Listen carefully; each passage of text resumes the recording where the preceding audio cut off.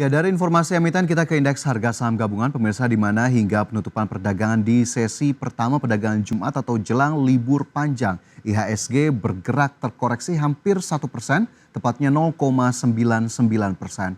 Indeks harga saham gabungan hanya mampu berakhir di level 6.764,175. Pelemahan dari IHSG di sesi pertama berlangsung secara berkelanjutan sejak pembukaan awal di sesi 1.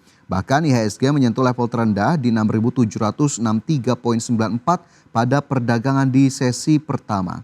380 saham yang melemah menjadi penekan utama dari IHSG, sementara hanya 158 saham yang bergerak menghijau, 205 saham lainnya bergerak stagnan. Dalam 4 hari terakhir, IHSG belum mampu keluar dari zona merah, di mana sejak Selasa hingga Jumat di sesi pertama, IHSG konsisten bergerak melemah. Hanya pada perdagangan Senin atau di awal pekan IHSG mampu menguat 0,34%.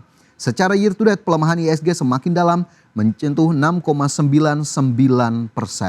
Dan dari indeks regional Asia lainnya ini terpantau juga cenderung melemah. Ada Hang Seng Hong Kong yang turun 0,67%, Shanghai Composite melemah 0,37%, Straits Times Index Singapura melemah 0,5%, sementara Nikkei Tokyo menguat 0,38%. Adapun dari indikator perdagangan lainnya, nilai tukar rupiah terhadap dolar Amerika Serikat melemah cukup tajam 0,75% ke level 16.369 per dolar Amerika Serikat. Dan kita lihat dalam seminggu perdagangan terakhir, rupiah ini memang cenderung mengalami pelemahan dan hari ini cukup menyentuh level yang lebih lemah dibandingkan Senin, Selasa, Rabu dan juga Kamis. Dan secara year to date, rupiah ini sudah bergerak terkoreksi 6,33%. Dan kita lihat sejumlah data dari perdagangan di sesi pertama hari ini. Ada top gainers, top losers, serta pergerakan sektoral. Saham-saham yang masih bergerak menghijau di tengah terkoreksinya IHSG, di antaranya ada Aman Mineral menguat 2,96% ke 12.175, Unilever Indonesia naik 3,59% ke 3.170, ada saham Nasi yang naik 9,66% dan saham Behit ini melambung 10% ke Rp22 per saham.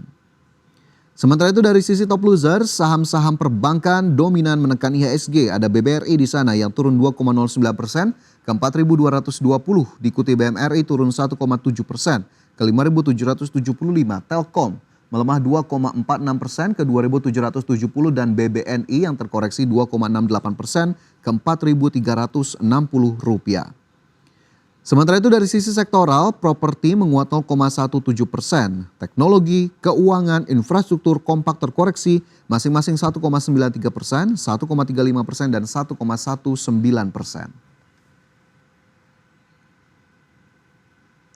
Dan pemirsa, pastikan Anda masih bersama kami, informasi lainnya kami hadirkan usai jeda.